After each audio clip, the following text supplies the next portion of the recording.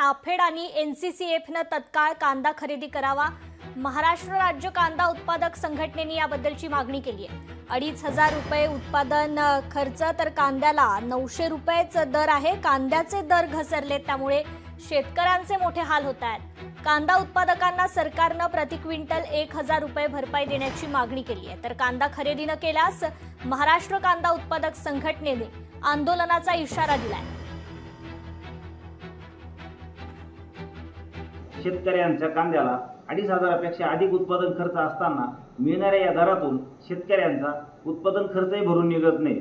या शेतकऱ्यांच्या कांद्याचं विक्रीतून जे मोठं आर्थिक नुकसान होत आहे ते थांबवण्यासाठी केंद्र सरकारने अति तातडीने उपाययोजना करण्याची गरज आहे। नाफेडचे जे चेअरमन आहे जेठालाल अहिर यांनी मागच्या वेळेस प्रत्यक्ष ही पाहणी करून याच्यामध्ये जी अनियमितता आणि आर्थिक गैरव्यवहार आहे याची स्पष्टता आणि याची वाच्यता केलेली होती। येणाऱ्या काळामध्ये आता जे नाफेडची अति तातडीने एनसीसीएफची जी खरेदी होणार आहे ही संपूर्णपणे पारदर्शकपणे व्हावी, बाजार समित्यांमध्ये थेट ही खरेदी व्हावी अशी मागणी आम्ही महाराष्ट्र कांदा संघटनेकडून करत आहोत।